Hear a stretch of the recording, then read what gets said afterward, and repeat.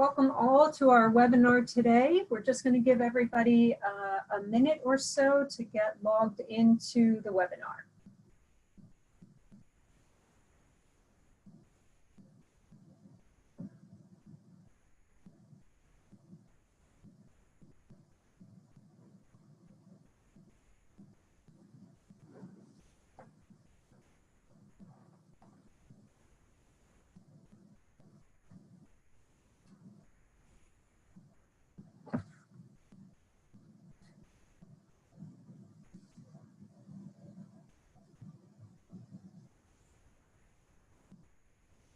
Okay, we're going to go ahead and get started.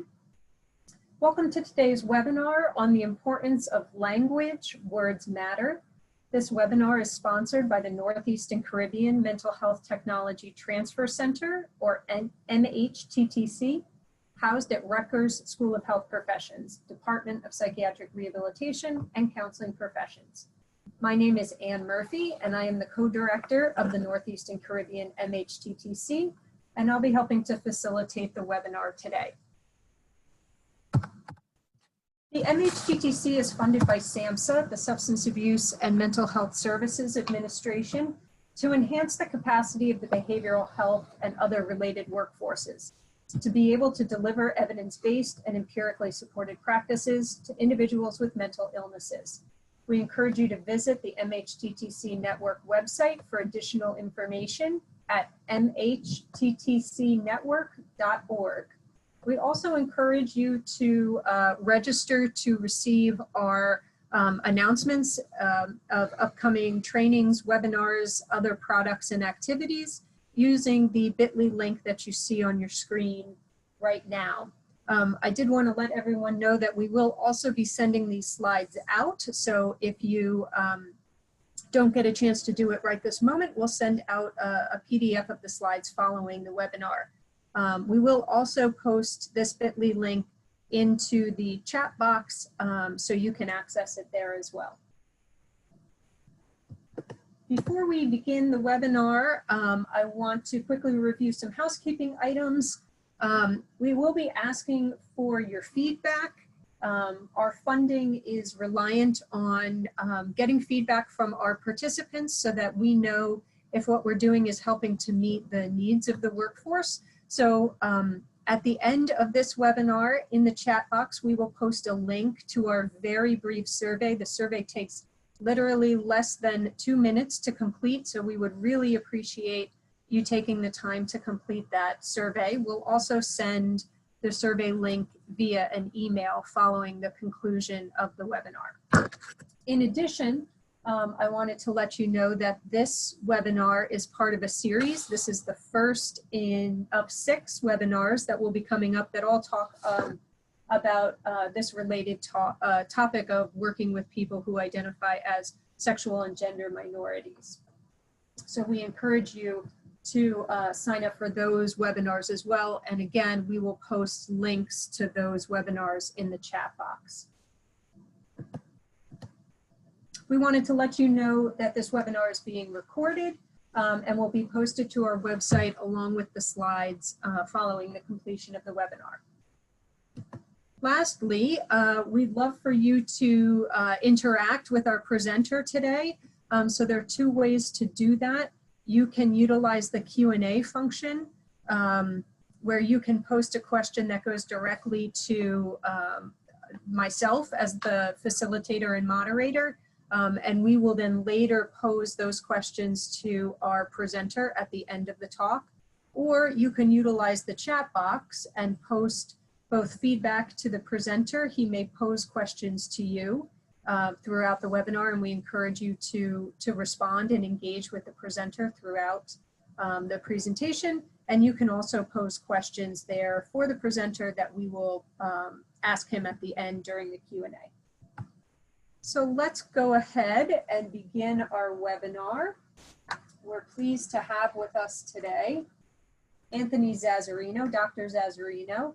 He's an assistant professor at Rutgers in the Department of Psychiatric Rehabilitation and Counseling Professions, where he's currently a core faculty member in the master's program in rehabilitation counseling and the doctoral program in psychiatric rehabilitation. He also serves as the Field Experience Coordinator for the Counselor Education and Supervision track of the PhD.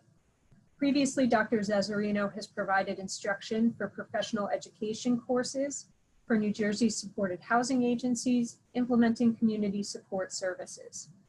Dr. Zazzarino actively presents at local, state, national, and international conferences related to sexual and gender minorities, multiculturalism, psychiatric rehabilitation methods, counseling services, housing, and supervision practices.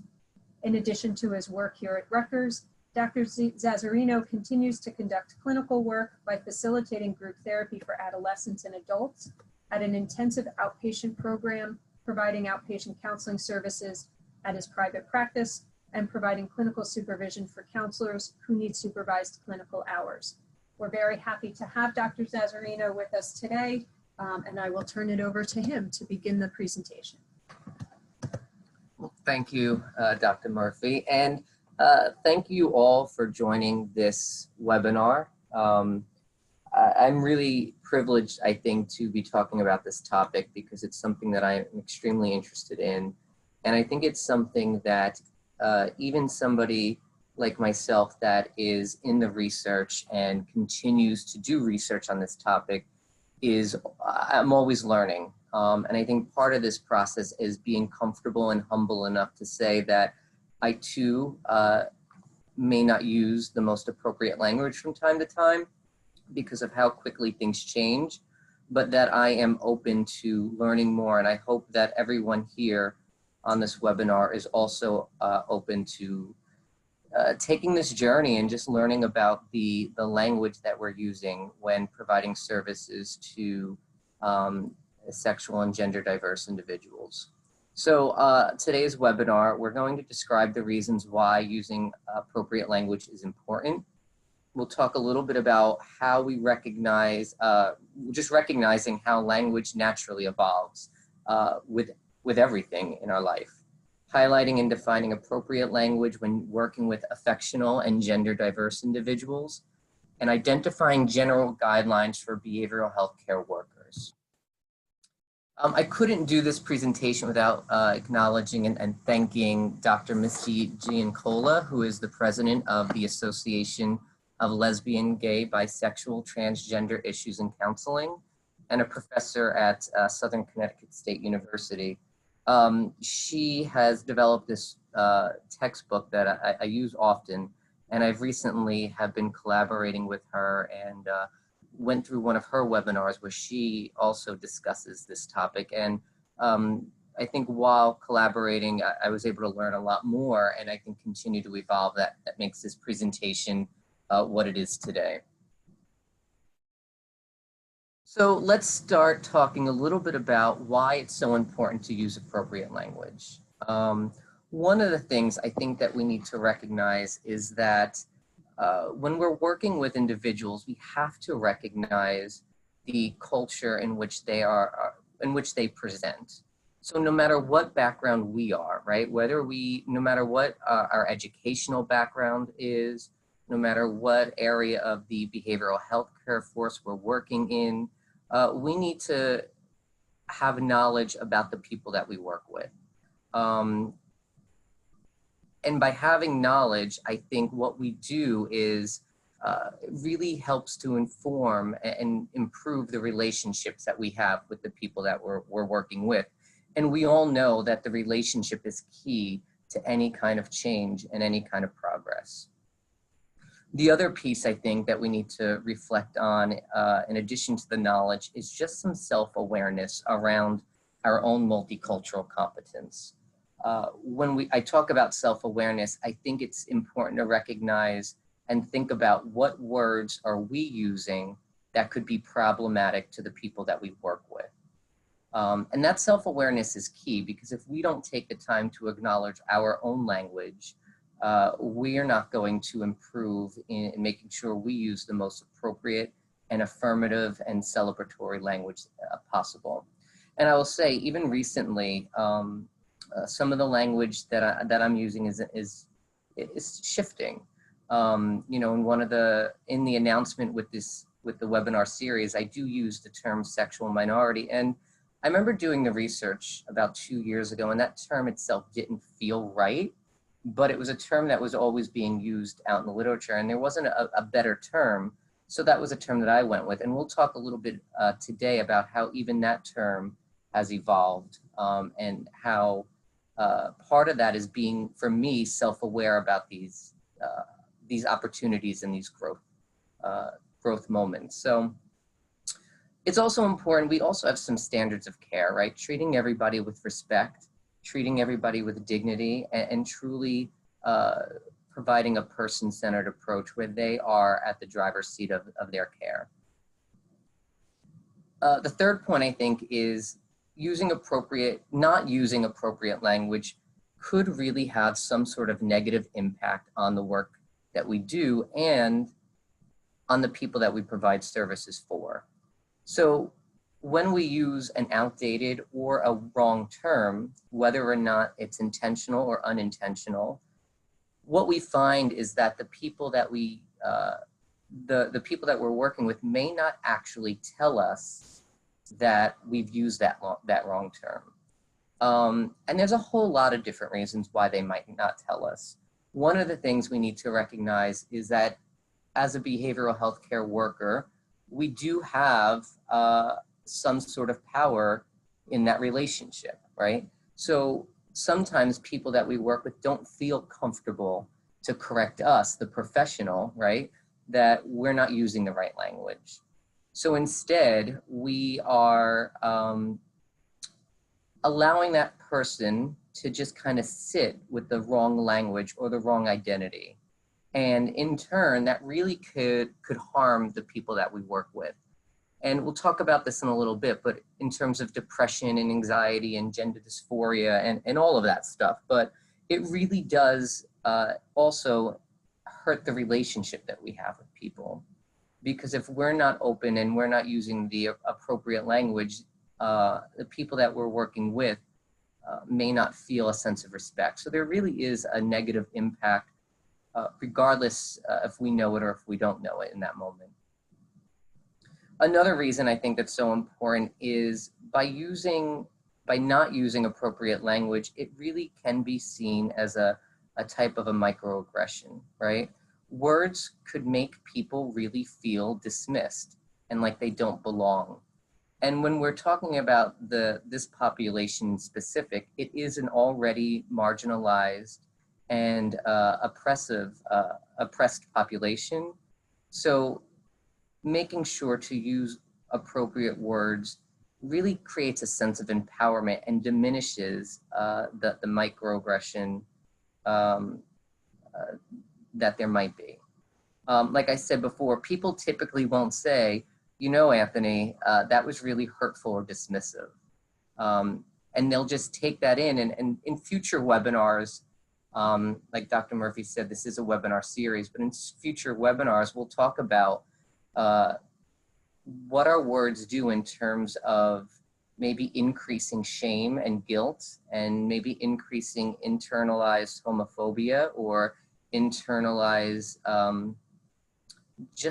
shame about who that person is, and how that can really lend itself to increasing stress, or that minority stress model that I will talk about in other webinars. Using appropriate language allows us to make sure we don't trigger individual and maybe some traumatic experiences that they've had. Sometimes we can use words that historically have been used maybe in a medical or clinical terminology to really pathologize somebody. And one of the terms I think that comes across when I think about this triggering aspect is the term homosexual. We know that the DSM, the Diagnostic and Statistical Manual, pathologized individuals as homosexual, and it was a mental disorder. So making sure that we don't use terms that could bring those negative experiences back to somebody's reality. And I think part of that is just recognizing that some of the terms that we have used over time have been used in a more negative connotation. So that's one of the things that we're going to talk about today, is trying to move away from stigmatized, more negative language to language that really is more positive and celebrates the individual and provides that sense of acceptance. I talked a little bit about this already, but the researchers do highlight that incorrectly identifying someone could increase symptoms of depression and anxiety, specifically when we're misgendering somebody and using maybe wrong pronouns, and we'll talk about that as well. And that also is it does increase somebody's potential for gender dysphoria and extreme discomfort and pain in one's body. The other thing I think we need to know about is, by using language that's not appropriate, it is a reflection on the helping profession in general. So we know that individuals that identify as an affectional or a gender expansive individual, they are 2 to 3 times likely to have suicidal thoughts. We also know that these populations also have higher risks of anxiety and depression. Well, we know that people already don't like to seek help in the first place. And as a behavioral health care member, if we're using language that's stigmatizing and we're using language that's not appropriate, it really does impact the likelihood that somebody's going to either come back to us or go for any kind of help seeking down the road. So if they don't feel like we're creating a safe space and they don't feel like we're supportive and encouraging, and words really do impact that, it really does limit that future help seeking behavior. And it was actually something in one of my research studies that I found that many people who have had a negative experience with counseling or with help seeking did not want to go back. And in turn, I think we all could think about that. If I went to a place that was supposed to be affirming and supportive and I didn't feel that way, how likely would I be to go back?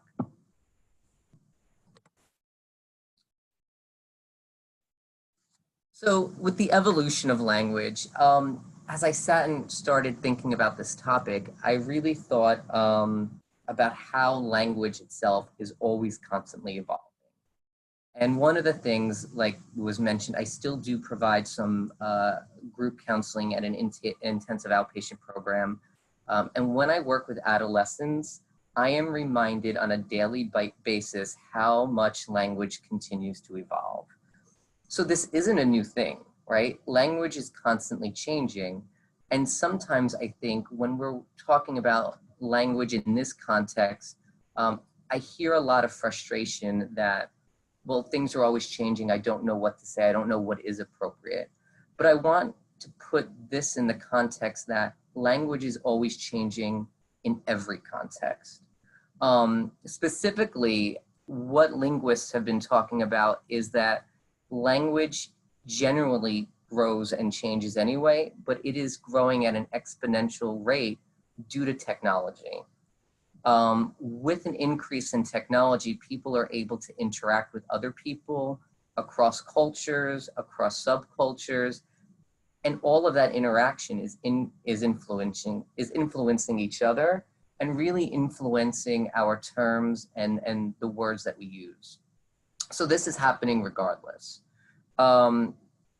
Another aspect of why language evolves is because we realize that perhaps we weren't using the most appropriate or best language to begin with. And that there is growing stigma for a specific term. So for instance, I think historically when we've worked with individuals with a cognitive or intellectual disability, so words in the past might have been stigmatizing, where we might have used the word mental retardation, but that's fell out of use because of the derogatory stature And so now we use a different term. So overall, terms have changed over time. Just like I said, that the term homosexual is not a real appropriate term to use now because of the way it used to be used in a stigmatizing, more degrading fashion. And don't worry, I will give you some words to use. So I'm not going to tell you what not to use. I will give you the more appropriate words as we go on. So just recognizing that words change all the time. We fall out of use of certain terms. Another factor leading to the evolution of language is we just have some better definitions sometimes. A really good example of this is when I think of the conversations that we used to have around sexual reassignment surgery and how that term has been replaced, because as we get more and more information about the differences between sex and gender, we recognize that we're not reassigning, and we're not reassigning anything, and we're specifically not reassigning sex, right? Because sex is a biological component. So now we've replaced it with gender confirmation. So really it's talking about a more celebratory word to affirm that individual that they are having surgery to confirm the gender that they always knew that they were, instead of using that term sexual reassignment. So just overall, through science, through research, we come up with some better definitions. The fourth point here is just understanding our biases. So the biases are present in our language, and sometimes we just don't recognize them until we're challenged, right? Like sometimes even I will have to take a step back when a student, when I'm teaching, says, well, you know, Dr. Z, why did you say that word? Or why did you mention it in this way? And it makes me recognize that just like everyone else, sometimes because of the world that I've grown up in, my own worldview, sometimes my language is also biased, and being aware and being open to changing that. And that takes time, and it takes someone to bring it to our attention sometimes. And we've already talked about it, that the people that we're sometimes using the inappropriate language to, or the outdated language, they might not feel comfortable bringing that to our attention. So what I'll say is that as professionals in the field, and I'll explain this as well later, that we have a duty to bring it to other people's attention in a professional way. But also recognizing that the change does take time. And one of the things I think when we think about changing and words and how words have evolved is this concept of the term transitioning. And I'll share that in a little bit as well. But so someone who was born a man, then they transitioned. And that's not what we talk about anymore, right? And that term transition is a term that highlights individual biases. So just kind of being more aware of that. And then the last piece is we just have a better understanding of gender and the science behind gender. There's a lot more now than we know about the brains and the hormones and the neurotransmitters. And in an hour-long presentation, I cannot get into, but I will tell you that it is really, really fascinating what science has demonstrated in terms of the neurochemical changes of brains and how that impacts gender, and how stress in utero, how that impacts gender. So I encourage you all after this, if you're really interested, to look some of that stuff up. So better understanding and knowledge, and also recognizing that this will also continue to evolve. So one of the things that we have here are some of the words that we should try to avoid using. And not saying that it's fully bad, but a lot of people in the different communities, allies, have talked about some of the differences in the language that we use. And if we look at some of these words, we can see that there are some biases. There is some sort of negative connotation, and it's not as affirming, it's not as celebratory, it's not as positive or empowering. So for instance, the word gender conforming, right? Like what are we really conforming to? And if we're not conforming, Does that mean that we're on the outcast? We're on the outside? So using the term gender variant. And I promise I will give you all of these definitions before the end of today. Something like disorders of sex development, not really pathologizing individuals and instead using differences of sex development. We talked about gender reassignment surgery and instead using gender confirmation surgery. This is my favorite one, and I'll explain why a little bit, but instead of using the term transition, it really using the term affirmation.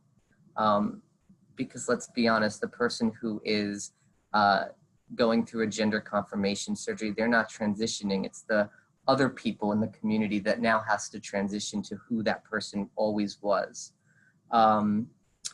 Some of these other terms, I think we did think that we were doing a really great job at FTM. So maybe female to male or male to female or female to non-binary or male to non-binary. But a lot of times now we're just using the general umbrella term of just trans, and we'll break them down in a little bit as well.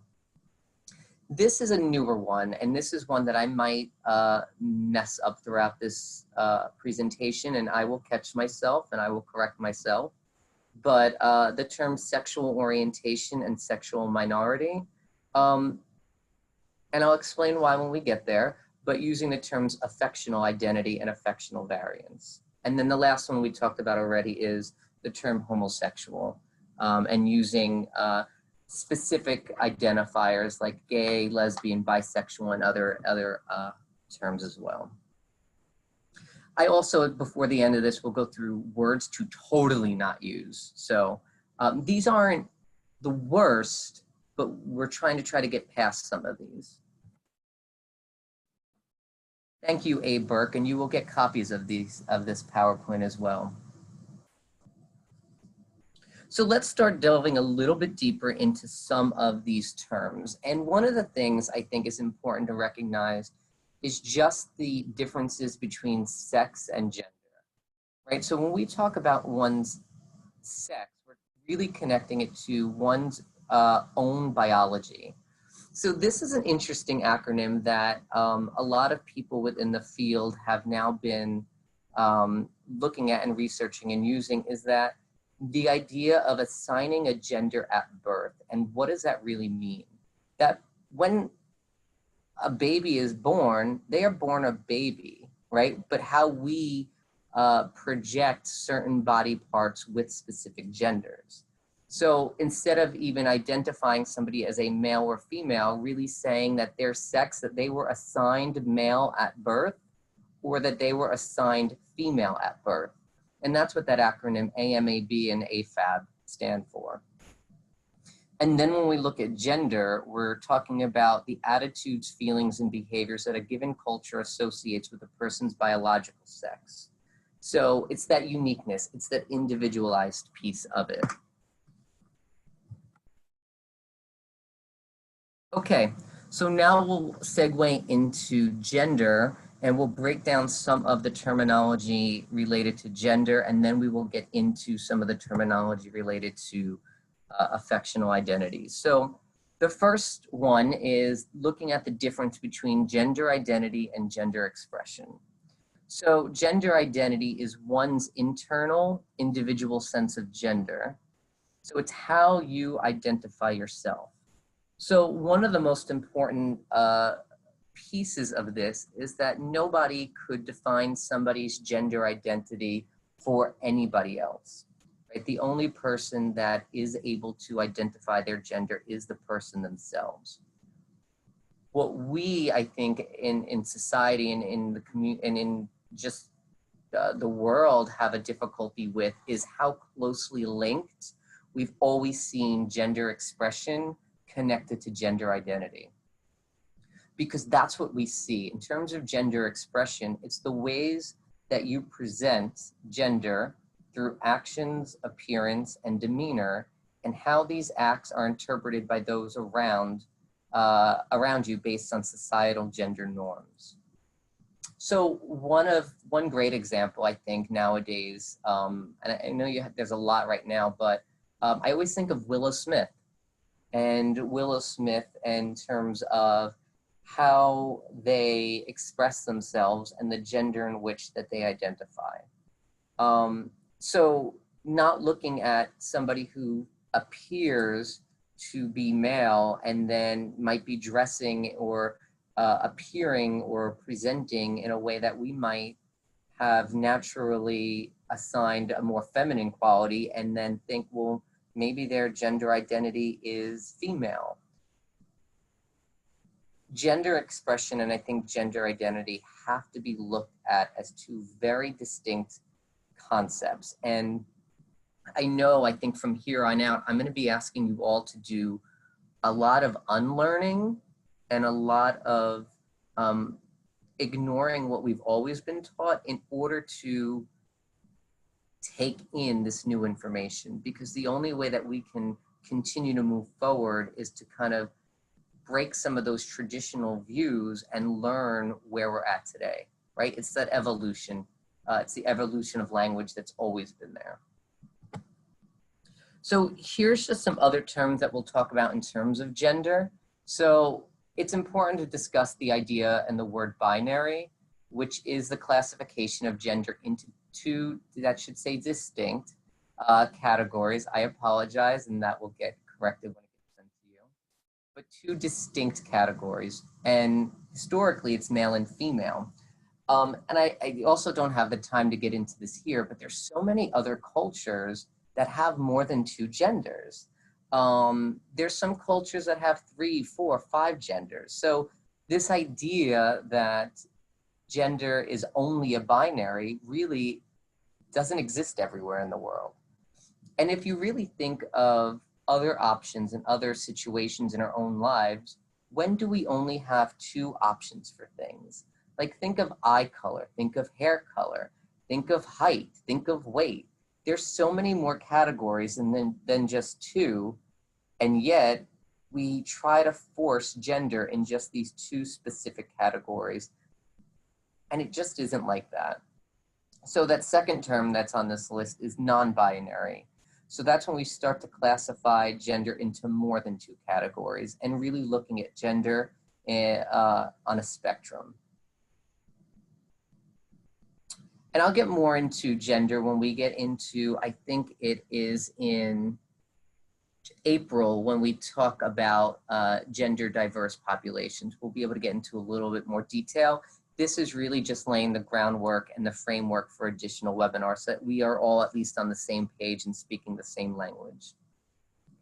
The term intersex is when a person whose sex development in utero differs from the expected binary sex presented at birth. And then that term, gender variant, is a term to describe some people whose gender expression is different from or expands past the conventional expectations of masculinity and femininity. So that was the example that I was talking about earlier. So someone that might identify as a male, and yet they can play around with different things. So even though I identify as a male, maybe I want to wear skirts, or maybe I want to wear makeup. And so my expression is expanding past that conventional, what one would perceive as masculinity.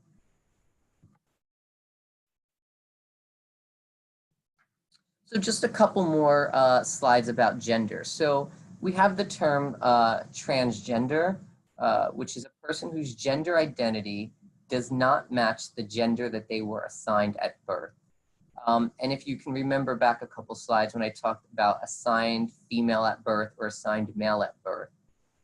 So somebody who might identify as transgender might have been assigned female at birth, however, has always believed, and a lot of research now is coming out that children as early as 3 years old have already formed gender identities. But so they're saying that transgender is somebody who might have been assigned female at birth, but always has felt and believes that they are male or vice versa. Gender non-binary, we kind of talked about that. It's the same on the last slide. Gender queer is, I think, a different term where people kind of feel a little uncomfortable talking about, but it does fit within this realm, right? So a person who does not identify with the normative gender identities of male and female. So it's similar to gender non-binary, but there's more of a range there. But then on the other spectrum, we have agender. So a person who does not identify with any gender identity or does not experience having a gender. And then the last one here is cisgender, which is someone whose gender identity aligns with the gender that they were assigned at birth. So for instance, I would say that I'm a cisgendered male because I was assigned male at birth and I identify my gender identity is of a man.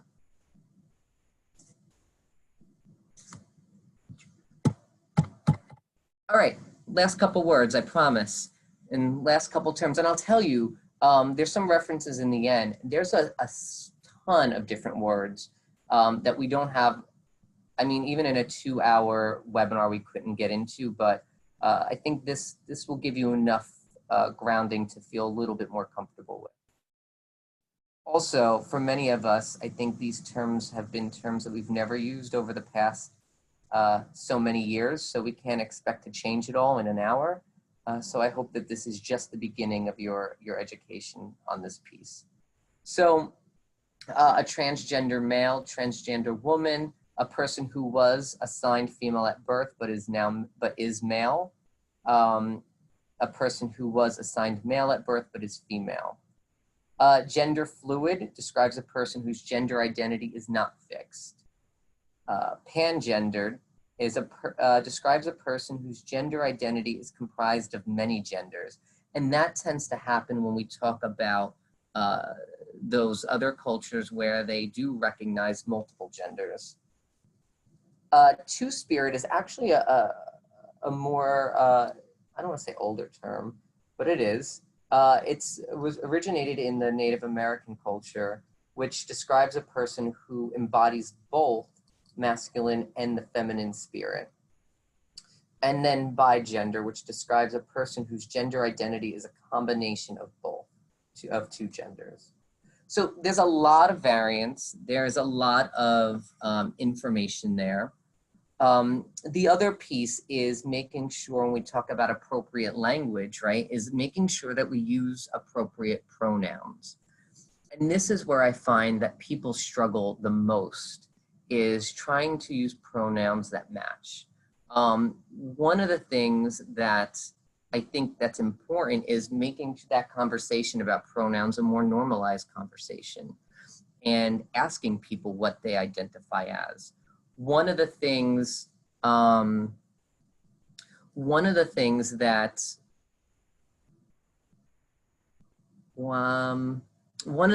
that we talk about with pronouns is not using the words, what are your preferred pronouns? Because in reality, it's not a preference, right? That's who they are. They are a male, they are a female. They don't prefer anything. They are, this is just how they identify. So one of the things is I always just say when I'm working with people on a one-to-one basis, I model it and have that conversation say, you know, hi, my name's Anthony. I identify with he, him, and his pronouns, and open that up. So I kind of model that conversation. What I find is that people, because it's a newer conversation, they pause for a second, actually ask, why is that important? And then that allows me the opportunity to kind of educate them and opens up that conversation that then allows people to think about it a little bit more. I also have learned that I don't want to assume anyone's gender. So I tend to use a more gender neutral pronoun such as they, which is a singular subjective plural. I mean, pronoun. Even the APA has identified the word they in their updated APA manual. But so just referring to anybody as they, and that takes a little a little time to get used to as well because of how different that is from what we were used to.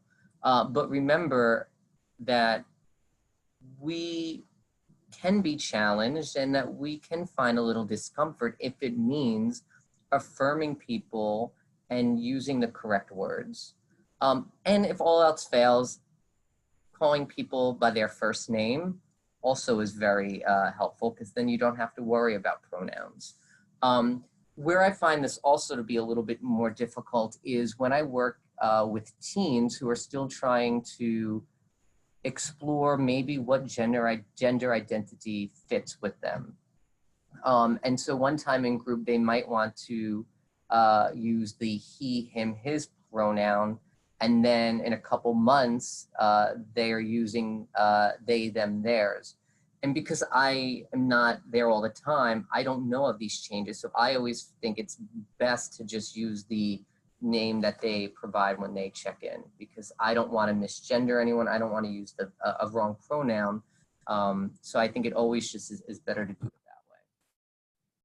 There is this slide, which I won't get into, but I think it's a really helpful video. It's only 4 minutes long that I will encourage you all to look at on why pronouns are really important and how that actually helps affirm people in just their life in general.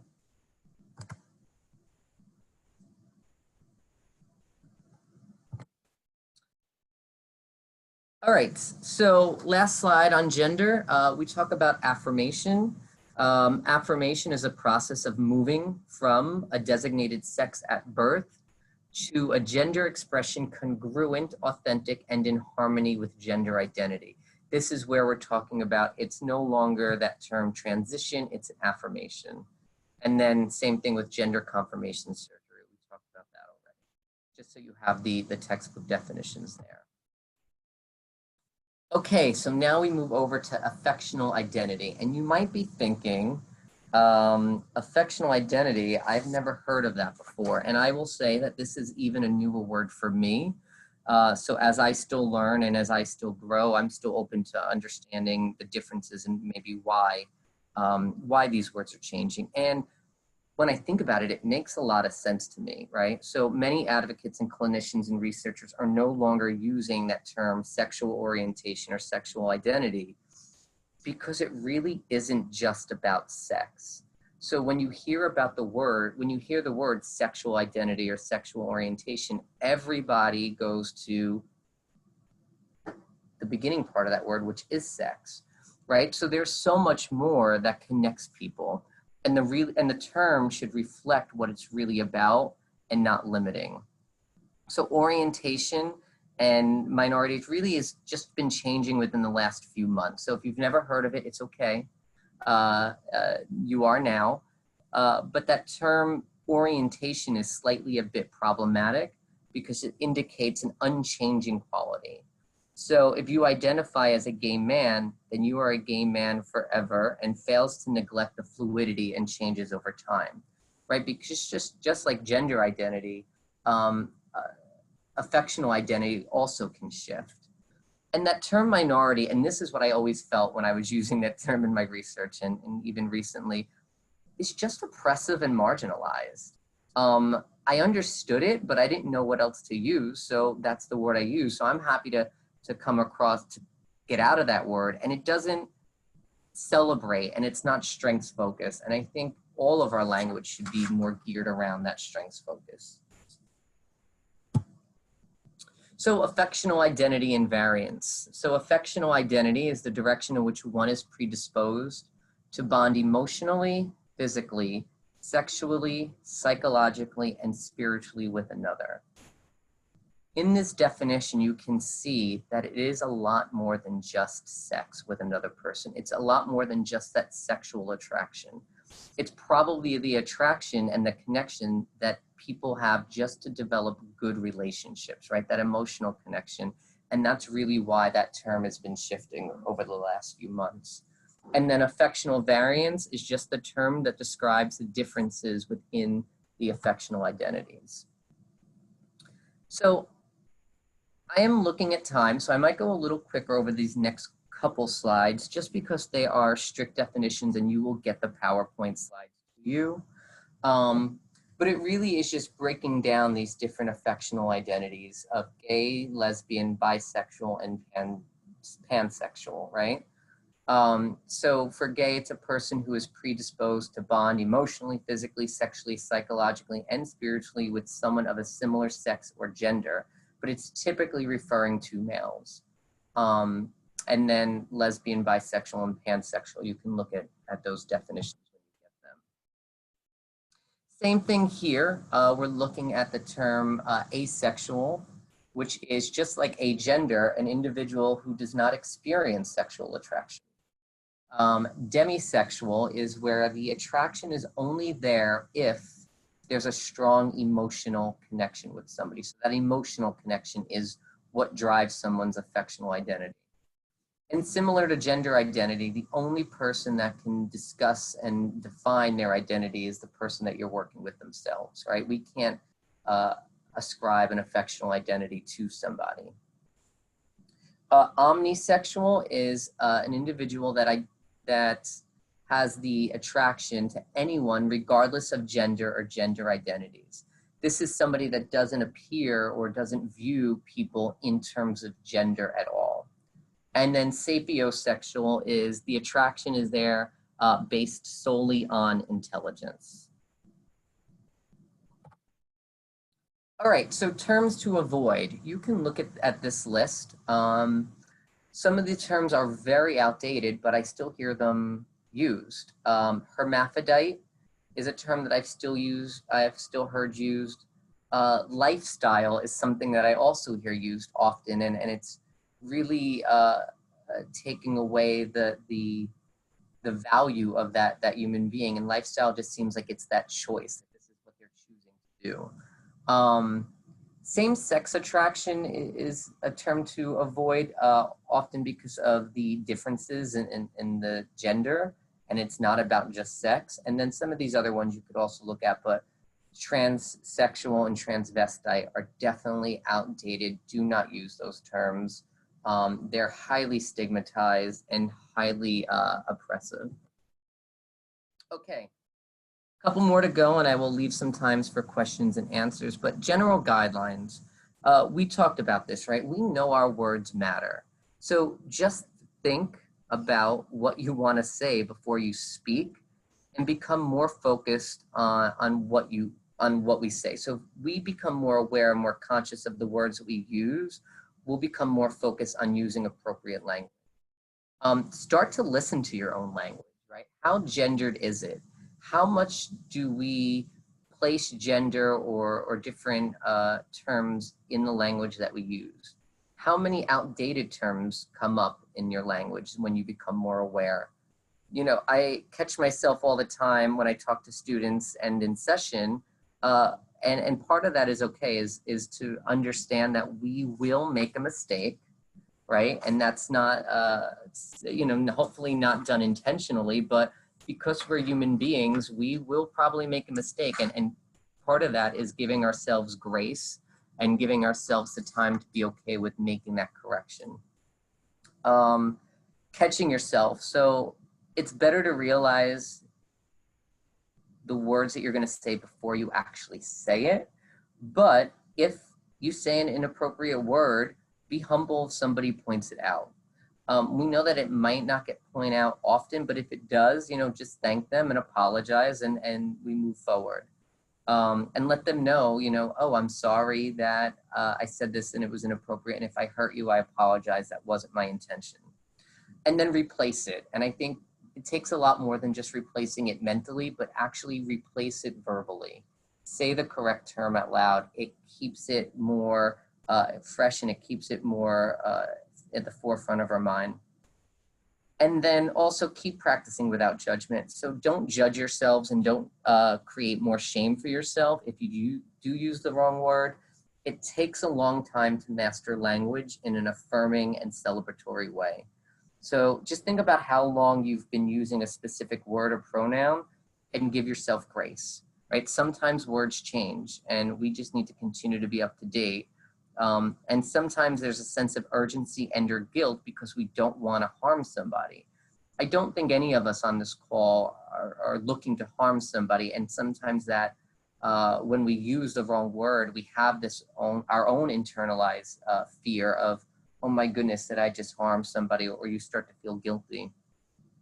The other thing is, as we become better able to use more appropriate language, we also cannot judge others for not using appropriate language, right? We could correct them, but correct them in a polite, graceful way, instead of saying something like, you know, that's really inappropriate and rude. Probably not the best way to get that point across, because just like you, it might take other people a little bit more time to correct themselves.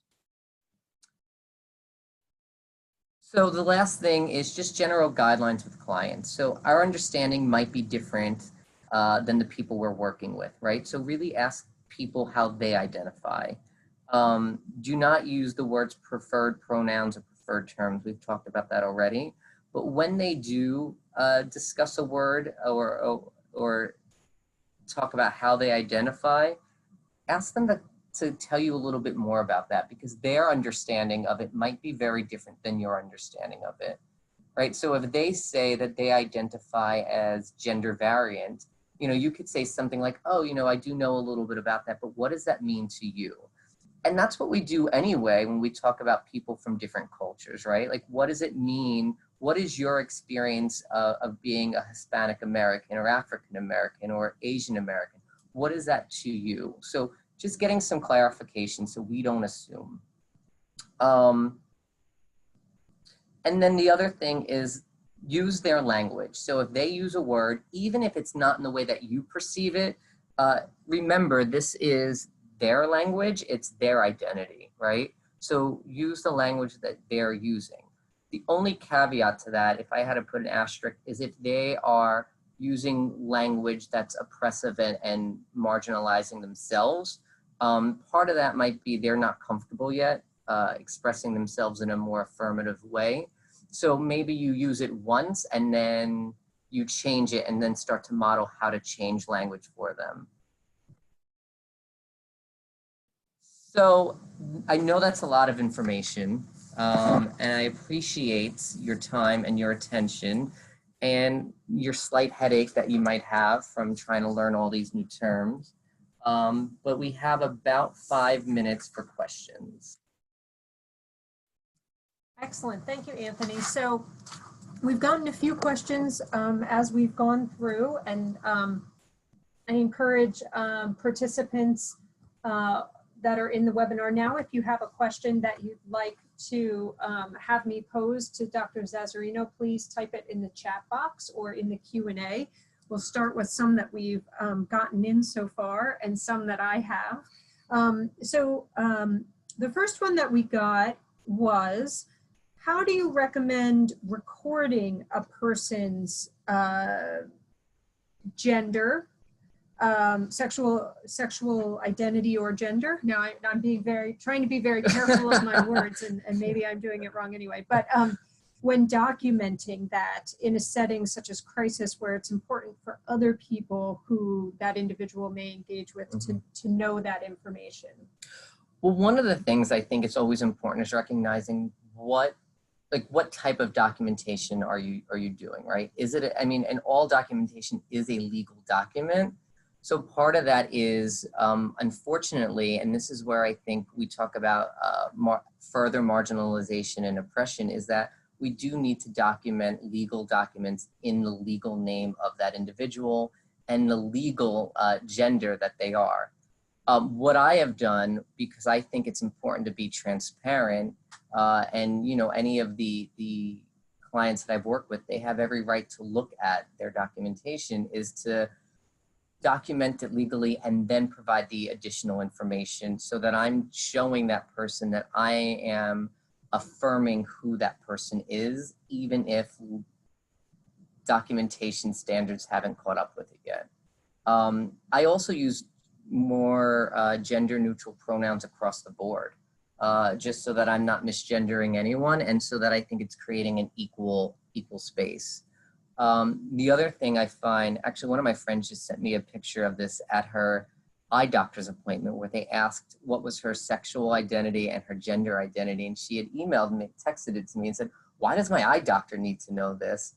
And I just think it's important to create an atmosphere where we're just demonstrating respect and empowering people from all different affectional and gender identities. And one of the ways, I think, is to ask more open-ended questions on intake forms and all of that. Leave those lines blank so that the person could tell you how they identify instead of trying to fit it into a ton of different boxes, because we might not fit people in boxes because people are dynamic.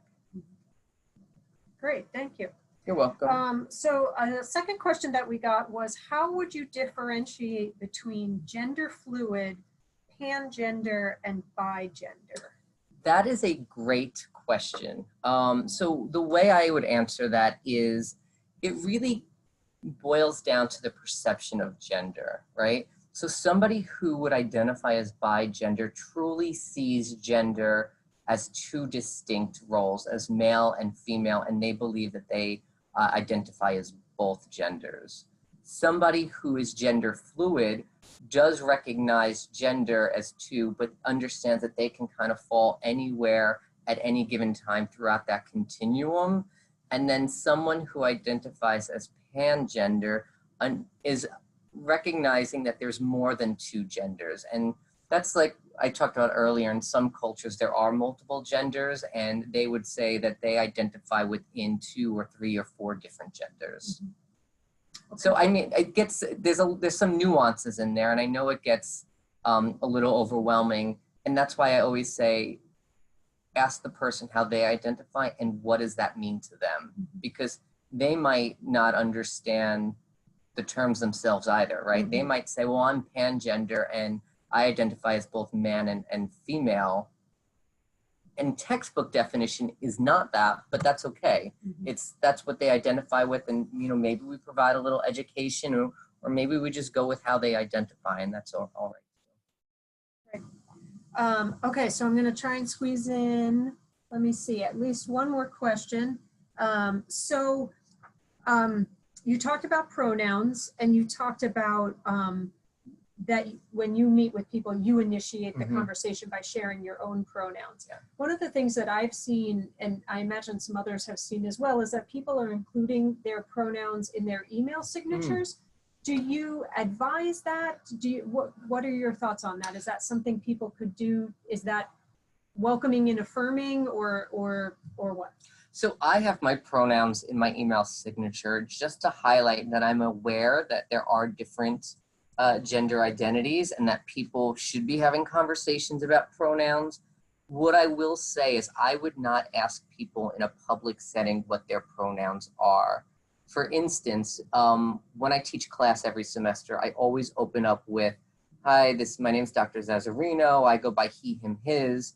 And as you introduce yourself, if you feel comfortable, feel free to share your pronouns that you identify with. And the reason why I don't ask people to always share is because, in a way, I'm outing somebody, right? If they don't feel comfortable, if this isn't a safe space for them to say that they identify as a she, her, hers pronoun, though they are still identifying as a male gender, that could really be a more stressful situation. So I don't ever push for somebody to tell me their pronoun if it's in an open setting. But if it's one-on-one, I just leave with that with my introduction, and typically if they feel comfortable, they'll share. If they have no idea, they ask me, what are you talking about?